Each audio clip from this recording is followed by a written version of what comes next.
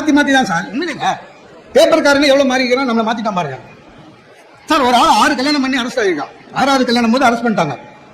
அதாவது 6 பொண்ணு வாழ்க்கை நாசம் பண்ணிட்டான். இல்லை, அவனை போடும்போது என்னங்க போடணும் பேப்பர்ல?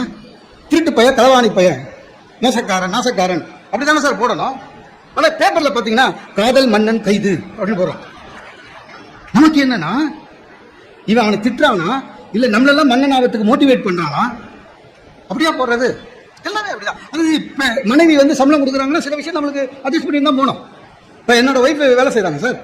நான் எவ்வளோ சம்பளம் வாங்கணுமோ அவ்வளோ சம்பளம் வாங்குறாங்க. ஆனால் என்ன ஒன்று, திடீர்னு குண்டு தூக்கி போடுவான். திடீர்னு காலையில் நம்ம ஆஃபீஸுக்கு கிளம்பும்போது என்ன என் ஆஃபீஸில் ட்ராப் பண்ணிடுவேன், எரிச்சலாக இருக்கும்.